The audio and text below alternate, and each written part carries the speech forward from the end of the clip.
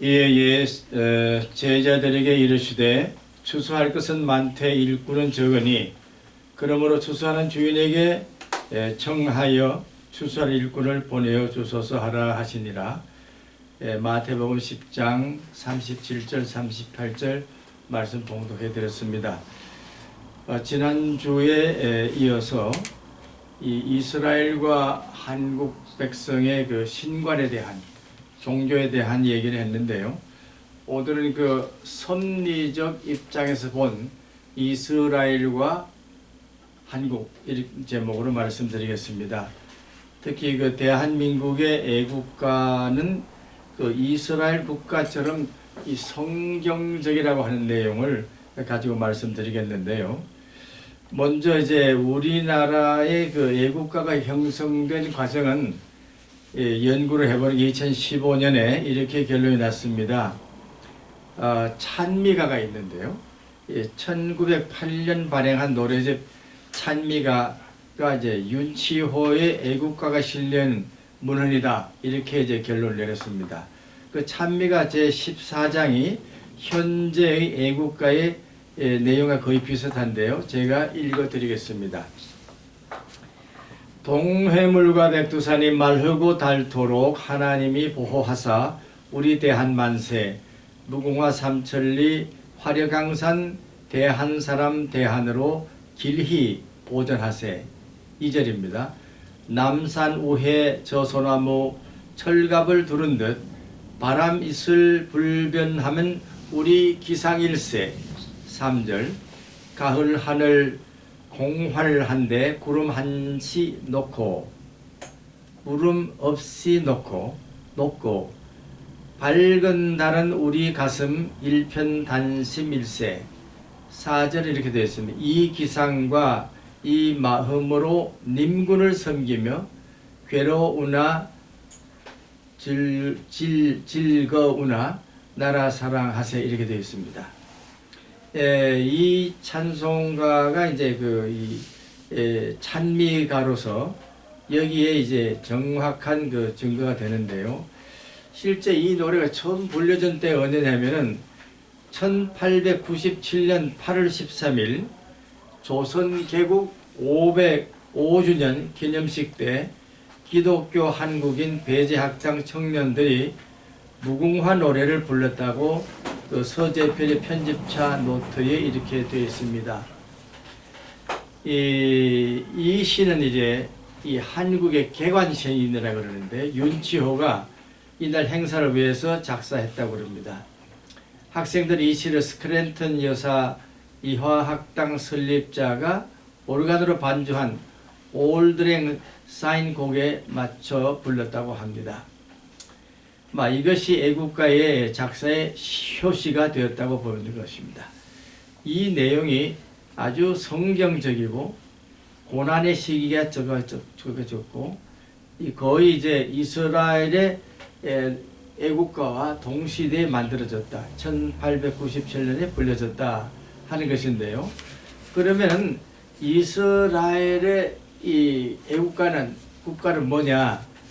그것은 이제 이렇게 되어 있습니다.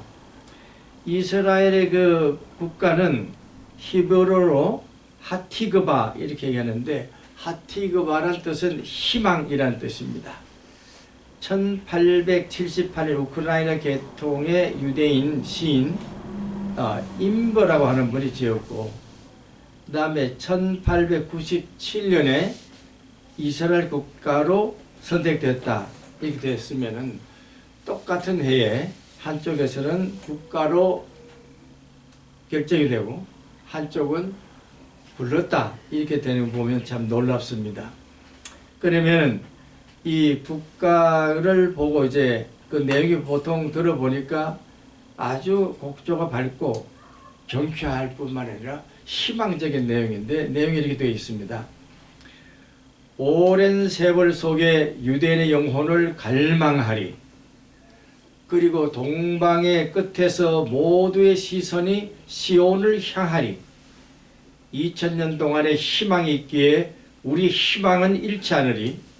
우리의 땅에서 자유롭게 살기 위해 사람들은 시온과 예루살렘의 땅으로 가라. 이런 이제 내용입니다. 이 희망을 이 작성한 사람이 이제 코이스라라고 하는 분이 이제 만든 모양인데요.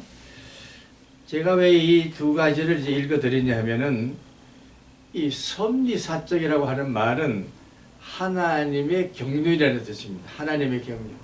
하나님의 경륜을 볼 때에 양 나라가 반드시 세상을 이롭게 할 수 있는 나라, 평화와 자유와 정의를 줄 수 있는 그러한 나라가 된다 하는 그런 입장에서 두 나라는 이 성경, 경전을 가지고 내려왔는데 한쪽은 모세 오경이라고 하는 성경을 가져왔고 우리 조선은 이 천부경이라고 하는 81자를 가지고 왔습니다. 천부경. 그 내용은 한 하나님 사상입니다. 유일신 사상입니다. 그래서 우리 한국은 조선을 건국할 때에 이 신시라고 하는 곳에 그러니까 하나님의 도성, 하나님의 도성이라고 하는 곳에서 건국을 했다 그렇게 되어 있습니다. 이스라엘도 그런 면에서 보면 하나님이 세워주신 그 상징이 시온이고 또 상징이 예루살렘이지 않습니까? 우리는 그와 같은 그 내용을 신시 환국이라고도 얘기합니다. 하나님이 도시, 그것이 환국이다 이렇게 얘기를 하고도 있는데 이 양쪽 나라는 그런 면에서 보면 신 중심의 나라다, 신의 역사를 가지고 사는 나라다 이렇게 얘기를 할 수가 있습니다. 1945년 5월 14일 날 이스라엘은 건국했습니다. 우리나라는 45년 8월 15일에 건국했습니다. 그 45년에 세워진 날도 대단히 중요한데요. 일세를 하면은 5월 14일 그날은 예수님이 탄생하신 날이다 이렇게 얘기도 합니다.